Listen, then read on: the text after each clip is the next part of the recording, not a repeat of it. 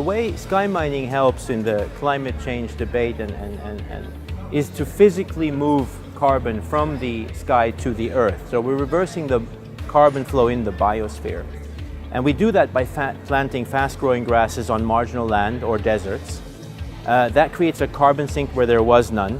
And we can remove up to 160 tons per hectare per year. This is enormous efficiency. And so what we want to bring to the climate debate is saying that wind and solar, for example, if they use SkyMining to remove the footprint of the manufacturing emissions, then they would be completely neutral.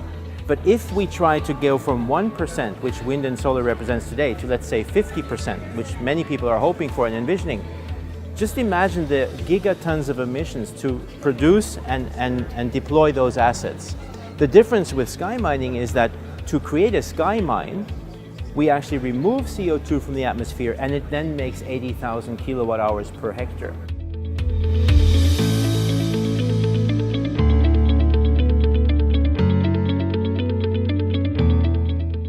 I've been here for a day and a half now, and what I've been seeing a lot of is tremendous effort, great technologies, large companies taking responsibility to try to reduce emissions and send less CO2 up into the sky. But what we're missing, I think, in this debate is the desperate and urgent need to remove CO2 from the sky. There's already too much up there. What is not discussed, unfortunately, is the 30-year lag, that the actual warming from an emission starts 30 years later, after the oceans have also heated up. And that means that we still have all the global warming from 1992 until now. All those emissions have yet to be felt.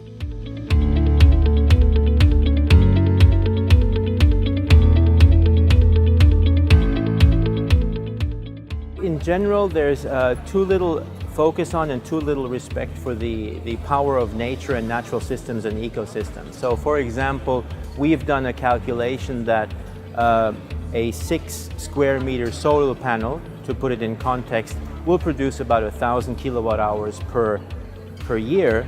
An equivalent sky mine, what you can say is an earth panel, where we plant fast-growing grass on a piece of marginal land to recover it.